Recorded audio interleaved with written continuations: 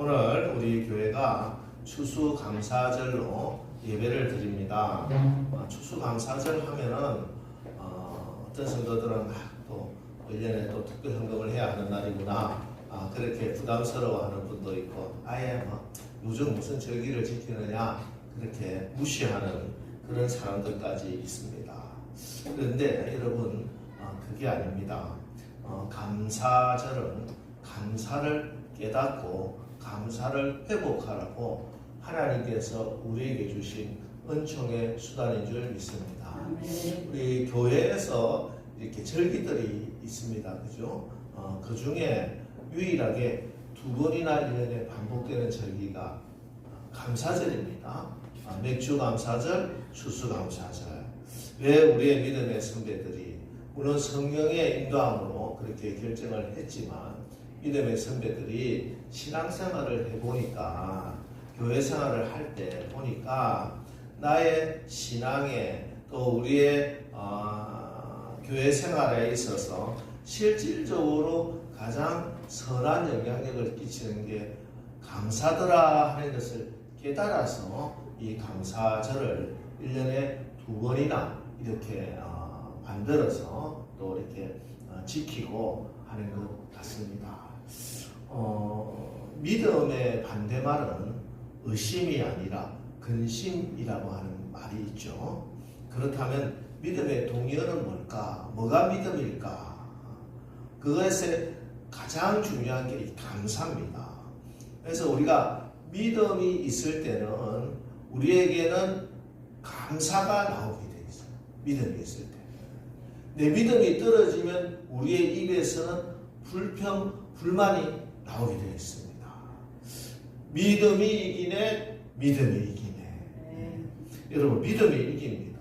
그래서 감사하는 신앙생활은 능력 있는 신앙생활이고 승리하는 신앙생활이 되더라. 지난주 말씀, 감사의 기도로 영역을 돌파하는 거예요. 사자굴이라고 하는 엄청난 문제를 감사하며 기도할 때 그 문제가 돌파되는 줄 믿으시기 바랍니다. 오늘 예배인데 오늘 성경은 감사로 예배를 드리는 것이 하나님을 영화롭게 하는 것이다 이렇게 증가하고 있습니다. 이 시편을 적은 사람이 아삽이라고 하는 사람입니다. 아삽은 다윗 시대에 찬양대를 이끌던 찬양대장인데요. 이 아삽이 누구냐 하면 그 집안 그 내력을 보면은 도저히 지금 이 사람이 찬양대 아니 찬양대장을 할 그런 처지가 아니에요. 왜냐하면은 그 아삽은 고라의 족속, 고라의 후손이었기 때문입니다. 고라가 누구냐?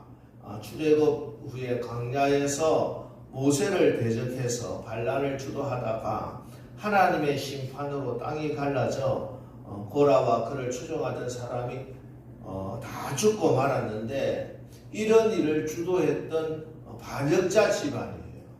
지금은 이제 연자제라고 하는 것이 다 사라졌지만 사실은 누구든지 그런 선입견을 가지고 있을 텐데 고라가 레위 직분을 유지하는 것도 레위인의 직분을 유지하는 것도 굉장히 어려운 처지였는데 오늘 레위인 최고의 직분이라고 할 수 있는 찬양대 그것도 찬양대장이 되었다는 것이에요. 아삽은 늘 마음에 나는 아무 자격이 없는데 하나님께서 우리 다윗왕을 통해서 나에게 이런 축복을 해주셨구나. 그게 은혜라고 하죠. 자격이 없는데 받았다. 자격이 없다. 그러니까 아삽은 은혜를 아는 사람이었어요. 그러니까 은혜를 아는 사람이기 때문에 아삽의 입에서는 끊임없이 감사가 나오는 것입니다. 이 아삽의 감사가 하나님께서 얼마나 기쁘게 받으셨던지 시편 성경에 다 기록을 해놨어요. 시편이 150편이나 되는 아주 긴 성경인데 그 중에 물론 73편이 다윗이 지은 시편이죠. 다윗이 가장 많은 시편을 적었고 다윗 다음에 시편이 많이 기록한 사람이 바로 이 아삽이에요. 대단하지 않습니까? 그죠? 성경에 한 줄만 적어도 성령의 감동으로 적은 건데 성령 충만해서 13편에 12편의 시편을 적었어. 그 시편이 우리의 성경에 기록을 해놨다. 왜? 그 아삽은 은혜를 아는 사람, 은혜 가운데 있었던 사람, 늘 감사하는 사람이었어. 하나님, 저 같은 죄인을 구원해 주신 것도 감사한데 저에게 하나님이 이렇게 귀한 축복을 주시고 하나님을 찬양하고 예배하는 이 예배를 돕는 자가 되게 해주시니 너무 감사합니다. 여러분, 오늘 이 아침에 이 아삽의 찬양이, 아삽의 믿음이, 아삽의 기도가 우리의 믿음이고 고백이 되시기를 주님의 이름으로 축원합니다. 네. 예배 진심, 올해 우리 교회표 예배 진심. 예배에서 가장 중요한 게 뭘까? 우리가 예배를 드리면서 우리의 온 마음을 집중해야 될 게 뭐냐? 얼마나 많은 사람이 오늘 예배를 드리느냐? 또 얼마나 예배가 감동적이냐? 설교가 얼마나 은혜로우느냐? 그것도 중요할 수 있지만 가장 중요한 것은 이 예배가 하나님께 영광을 돌려야 된다. 예배의 유일한 목적은 다른 어떤 것도 아니에요. 예배는 하나님이 영광 받으십니다. 아무리 내가 감격스럽고 훌륭한 조명, 음악이 막 번쩍번쩍하게 예배를 드려도 하나님이 내가 이 예배를 기쁘게 받노라 하고 하나님이 영광을 받으시는 예배가 아니면은 그 예배는 아무 소용이 없는 거예요. 왜냐하면 예배의 주인은 내가 아니라 하나님이십니다. 여러분, 예배라고 똑같은 예배가 아닙니다. 다윗은 하나님께 성전을 짓고 싶다. 마음만 먹었는데 하나님께서 너무너무 기뻐하셔가지고 엄청난 축복을 해주세요. 그런데 헤롯은 성전을 실질적으로 지었어요. 무려 84년에 걸쳐서 대공사를 해서 헤롯 성전이라고 하는 어마어마한 유대인들의 자존심을 세워주는 그런 엄청난 성전을 세웠다니까요. 그런데 그 성전은 하나님의 진노를 일으켰고 저주를 받게 된 것이에요. 예배도 마찬가지입니다. 우리가 예배를 드리는데 이 예배가 똑같은 예배가 아닙니다. 다 같이 한 자리에서 예배를 드리는데도 여러분 한 사람 한 사람이 다 똑같은 예배자가 아니더라. 주님 말씀. 두 사람이 같이 밭을 갈다가 한 사람은 올라가고 한 사람은 나오고, 두 사람이 같이 맷돌 갈다가 한 사람은 올라가고 한 사람은 예배를 드리는데 이 예배가 하나님께서 받으시는 예배를 드리는 사람, 그래서 하나님이 너무너무 기뻐서 축복해 주시고 축복해 주시고 축복해 주시는 예배자가 있고, 예배 잘못 드려서 저주를 받는 사람도 있더라. 엘리 제사장의 아들 홈리와 비느하스 이야기를 우리가 종종 듣게 됩니다. 그죠? 우리가 보통 어린이 주일에 사무엘하고 홈리와 비느하스 이렇게 비교를 하면서 어린이 주일날 설교를 많이 들어서 홈리와 비느하스도 어린아이, 철없는 어린아이라고 착각을 하는데 그렇지 않습니다. 홈리와 비느하스는 제사장들이에요. 때문에 적어도 나이가 30살이에요. 아주 어른입니다. 30살 된 제사장들이 한날에 죽게 됩니다. 왜? 사무엘상 2장 30절 말씀 보면은, 그러므로 이스라엘의 하나님 나 여호와가 말하노라. 내가 전에 내 집과 내 조상의 집이 내 앞에 영원히 행하리라 하였으나 이제 나 여호와가 말하노니 결단코 그렇게 하지 아니하노라. 나를 존중히 여기는 자를 내가 존중히 여기고 나를 멸시하는 자가 내가 경멸하리라. 이 홈리와 비느하스는 하나님을 멸시했다는 것입니다. 어떻게 하나님을 멸시하겠습니까? 뭘 멸시했다? 결국은 예배를 멸시한 거예요. 예배를 멸시하니까 하나님께서 저 홈리와 비느하스가 나를 멸시했다고 느끼시는 거예요. 그래서 경멸해 버립니다. 하나님이 진노하시는 거예요. 여러분, 우리 아이들이 학교 가서 생활을 하는데 만일 그 학교에 일진한테 지켰어. 일진이 걔를 볼 때마다 경멸한다면 그 아이 학교 다닐 생활 불가능합니다. 아주 못된 아이 하나한테, 그 학교의 그 불량배 하나한테도 그렇게 경멸당하면은 생활이 안 되는데, 전능하신 하나님이 경멸하게 되면 그 사람이 어떻게 되겠습니까? 여러분, 예배 반드시 하나님께 영광이 되어야 될 줄 믿습니다. 하나님을 영화롭게 하는 예배. 오늘도 이 좋은 날에 여러분들 여러 가지 상황이 있고 예배드리지 못할 핑계가 될 수도 있어도 이렇게 나와서 하나님께 예배드리는데, 이 예배가 하나님이 영광을 받으시고 나에게 큰 은혜와 축복이 되어야지, 하나님이 내가 나를 멸시했구나 이러면 큰일 날 일이에요. 날마다 정신을 차리고 예배해야 될 줄 믿습니다. 이번에 이제 지난 금요일 날 성주 기독교 연합회에 이제 그 세미나에 제가 가서 강의를 했는데 주제가 예배였어요. 우리가 연초에 살펴보았던 레위기의 5대 제사를 가지고 우리 예배가 어떻게 돼야 되느냐.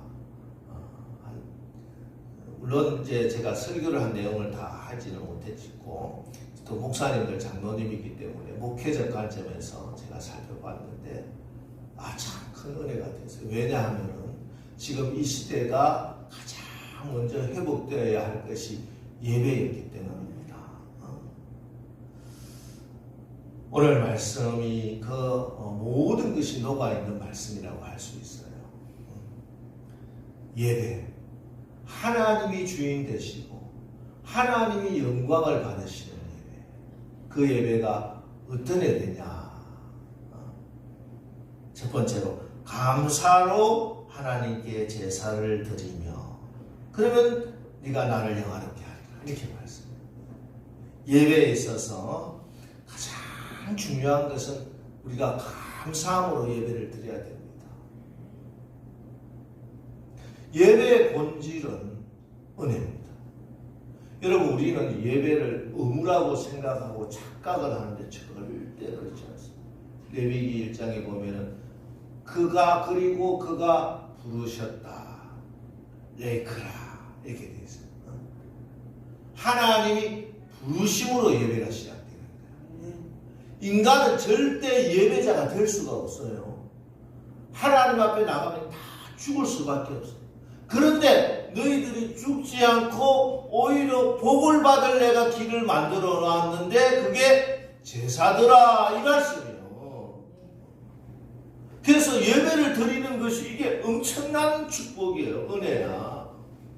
죽어야 될 사람들이 하나님의 축복의 주인공이 되는 거예요. 뭘 통해서? 예배를 통해서. 하나님이 그 예배를 주셨어요. 그게 레위기에 나오는 말씀. 그래서 예수 그리스도인 거야. 여러분, 우리가 예배를 드릴 때마다 이 하나님의 은혜가 회복되시기를 주의 이름으로 축복합니다. 이 은혜를 입은 자는 반드시 어떻게 하겠어요? 감격이 되고 감사가 되는 거예요. 야, 오늘도 예배 드릴 수가 있구나. 나 같은 사람이 예배에 나와서 예배를 드린다니, 하나님 감사합니다. 내 모든 것을 하나님께 다 드려도 너무너무 부족합니다. 감사하면서 예배를 드리는 거예요. 이 감사의 예배가 그래서 가장 능력 있는 예배입니다. 지난주에 우리 기도에 대한 말씀을 나눴죠. 기도의 최절정이 무엇이었습니까? 다니엘이 사자굴을 앞두고 감사하였더라. 감사의 기도를 드리니 사자의 입을 하나님이 막으시고 천사를 보내서 하나님이 지켜주시더라. 구원의 역사가 일어나는 거예요. 감사의 예배도 오늘 감사로 예배를 드리는 자가 하나님을 영화롭게 하고 하나님의 구원을 보리라 이렇게 이야기해요. 여러분, 우리가 예배 드릴 때마다 이 감사와 감격이 날마다 일어나시기를 주의 이름으로 축원합니다. 내가 예배자가 되다니, 나 같은 사람이 예배를 드릴 수 있다니, 이 놀라운 은혜가 우리 가운데 임하고 항상 감사함으로 감격함으로 예배를 드리시기를 주의 이름으로 축원합니다. 또 하나님을 영화롭게 하고 하나님의 구원의 역사를 보는 예배는 지존하신 이에게 내 소원을 갚으며 하나님께 소원하고 약속한 것을 기억하면서 드리는 예배입니다. 여러분, 올 한 해를 시작하면서 우리 각자 직접 소원을 적어내신 분도 있을 것이고 또 마음속으로 하나님과 약속한 소원들이 있을 수 있습니다. 하나님, 올해는 제가 꼭 이렇게 하겠습니다. 하나님하고 약속한 것이 있습니까? 오늘 올해 가기 전에 이 하나님과의 소원이 기억되시기를 축복합니다. 하나님은 지존하신 분이다. 만홀히 여김을 받지 아니하십니다. 하나님 앞에 그리고 사람들에게 신실하시기 바랍니다. 그래서 예배 진심, 하나님을 영화롭게 하는 예배자로 바로 서는 이 감사절이 되기를 주님의 이름으로 축원합니다. 그리고 하나님을 영화롭게 하는 예배자는 환난날에 나를 부르라. 이 기도는 단순히 우리의 소원을 아뢰는 것을 뛰어넘어 하나님을 영화롭게 하는 예배다. 하나님을 영화롭게 하는 예배다. 여러분, 기도로 염려를, 환난을 돌파하는 겁니다. 환난날에 나를 부르라. 내가 너를 건지리라. 아멘. 환난을 당하면, 시험을 당하면, 어려움을 당하면 하나님을 부르십시오. 하나님께 부르짖어 기도하십시오. 하나님이 약속합니다. 내가 너를 건지리라. 이렇게 하나님께 간절히 하나님을 찾고 구하는 이 예배, 하나님을 구하는 예배, 하나님께 간절히 기도하는 이 예배를 하나님께서 너희들이 나를 영화롭게 하는 예배구나. 내가 이 예배를 향기로 받는다. 여러분, 구약의 제사에 보면은 하나님이 기뻐하시는 예배 용어들이 나오는데 향기로 흠향하시더라. 흠향. 연기가 올라가는데 이게 하나님께서 향기로워. 그래서 저에게요 지금 어떻게 하는데 우리나라 제일 향기로운 게 뭘까 찾아서 지금 제가 이렇게 해놓은 있어요. 향기. 여러분의 기도가 향기가 되어서 금대접에 올라가는 줄 믿으시기 바랍니다. 우리의 예배가 향기가 되어서 하나님의 존전에 올라가는 그런 축복이 되시기를 주의 이름으로 축원합니다. 감사의 예배가 이런 능력이 있다. 이런 하나님의 약속이 있다. 오늘 감사절인데요. 감사가 회복이 돼야 됩니다. 하나의 교회 행사로 끝나서는 안 됩니다. 이 모든 우리의 정성과 우리의 섬김이 여러분의 삶에 감사를 회복하는 계기가 되고 씨앗이 되고 출발점이 되시기를 주의 이름으로 축원합니다. 그래야 진짜 감사합니다. 여러분 감사하면 하나님이 구원해 주신다. 이 약속은 옛날 구약에 있는 말씀이 아니에요. 지금도 하나님이 살아계시네. 살아계신 하나님은 지금도 약속하신 말씀대로 살아서 역사하십니다.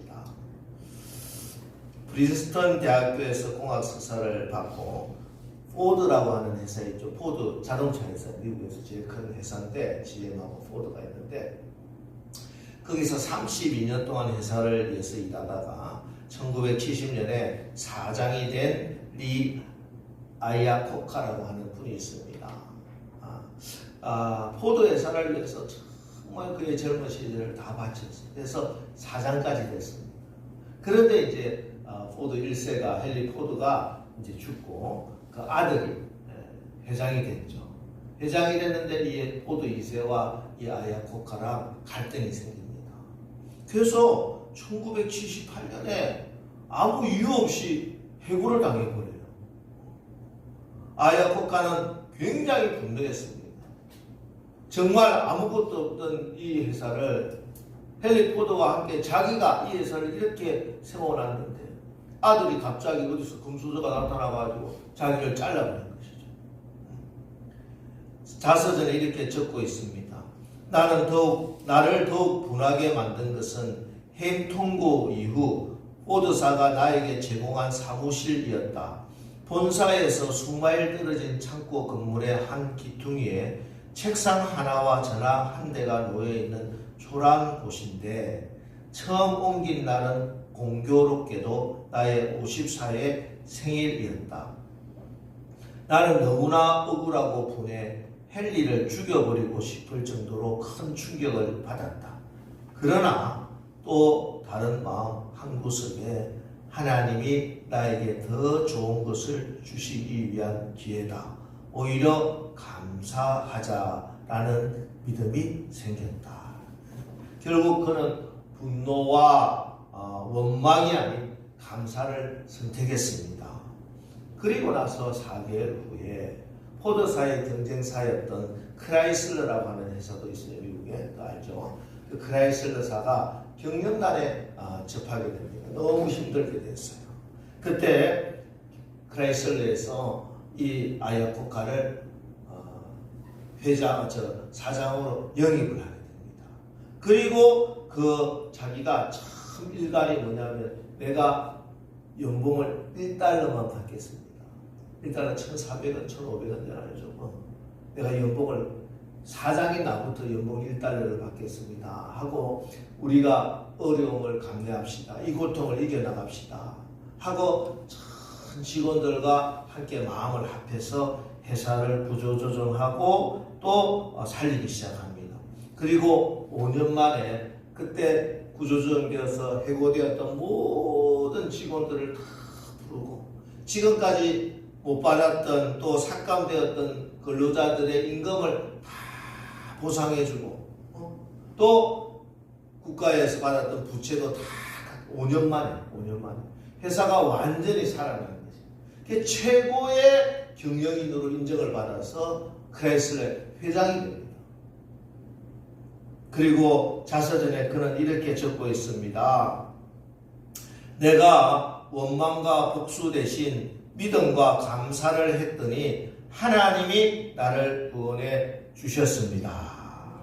그렇습니다. 여러분, 하나님의 말씀은 어떤 다른 종교의 경전이 아니에요. 깨달아라, 좋은 내 삶에 어떤 도움이 되고 유익이 되고 그런 게 아닙니다. 살아 역사하시는 하나님의 능력이다. 항상 기뻐하라. 쉬지 말고 기도하라. 범사에 감사하라. 이게 그리스도 예수 안에서 우리를 향하신 하나님의 뜻이고 너희들이 감사로 기도하면은 모든 염려가 돌파될 것이고 감사로 예배하면은 하나님이 영화롭게 될 것이고 너희가 하나님의 구원을 보리라. 여러분 지금 여러분의 상황은 어떻습니까? 경제적인 문제 때문에 또 사람들 때문에 지금 혹시 몹시 지치고 힘드십니까? 그 전에 부흥 강사님들은 부흥회를 하면서 우리가 반드시 예배 드려야 할 때가 있는데 그때는 지금 가장 예배 드리기 싫을 때다. 이렇게 부흥회를 할 때예요. 정말 그렇습니다. 지금 내가 예배 드리기가 가장 싫은 그때는 반드시 예배 드려야 할 때다. 어렵고 힘들기 때문에 지금 내가 하나님이 구원이 너무 절실하고 필요한 때이기 때문에 하나님께 더 감사해야 됩니다. 특별히 우리가 살다 보면은 내가 원한 것도 아니고 나 때문이 아닌데 애매하게 당하는 고난들이 있어요. 그죠? 이때 왜 하필 저 사람 때문에 왜 저 이런 상황 때문에 내가 이런 고통을 받아야 되나 그렇게 원망하지 마시고 더욱더 감사하며 걸어가시기를 축원합니다. 하나님의 놀라운 약속이 보장이 되어 있는 말씀이에요. 그 길을 걷다 보면은 오늘 우리 송현진 자매도 그래요. 뭐 일주일 후, 한 달 후, 1년 후 걱정이야. 걱정. 하루를 살아가는 우리 주님 말씀합니다. 걱정은 그날로 족하다. 하루의 걱정을 하시려. 걱정은 하루 거를 자꾸 생각하면 걱정이에요. 내 앞에 있는 이 나에게 주어진 이 한 가지 한 가지를 감사함으로 감당해 나가시죠. 하나님의 성령의 인도함이 그런 거예요. 뭐 30년 후에 50년 후에 비전 많이 이야기하시지만 사실은 성령님은 그때 나의 상황을 가장 잘 아시고 내 마음의 상태, 내 환경, 내 진짜 세포 하나하나까지 아시고 가장 좋은 길로 성령은 우리를 인도하고 계십니다. 네. 이 성령의 음성에 순종하면서 감사하면서 한 걸음씩 뺍시다. 한 걸음에 저 산 꼭대기에 올라갈 수는 없어요. 그러나 오늘 한 걸음 내가 발을 내딛다 보면은 그때 성령이 따스한 바람도 불어주시고 위로도 걷게 하시고 하나님의 구원의 역사가 가나안 땅까지 가는 데 있어서 곳곳에 하나님이 엘림을 준비해 주시고 심지어 엘림 가기 그 직전에 마라에서도 하나님께서 그 선물을 단물로 바꾸게 하나님이 나무까지도 준비해 주셨어. 여러분 하나님은 언제나 그때에 적합한 은혜를 예비해 주셨어요. 우리가 감사하면서 기도하면은 감사하면서 예배하면은 그 하나님의 축복이 보인다. 내가 누리게 된다. 오늘 추수감사절 23절에 감사로 제사를 드리는 자가 나를 영화롭게 하나니 그의 행위를 옳게 하는 자에게 내가 하나님의 구원을 보이리라. 여러분이 하나님을 영화롭게 하는 예배자가 될 때 네가 옳다 하나님 인정해 주시고 하나님이 구원해 주시는 줄 믿습니다. 다시 말씀드립니다. 어려움을 당해서 원망하는 마음이 생길 때 힘들어서 입에서 불평이 쏟아져 나올 때 더욱더 십자가를 바라보고 감사로 예배하시기 바랍니다.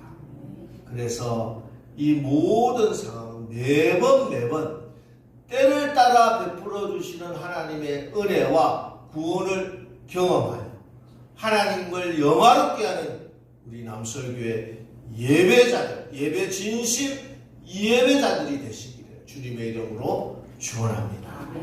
자, 이제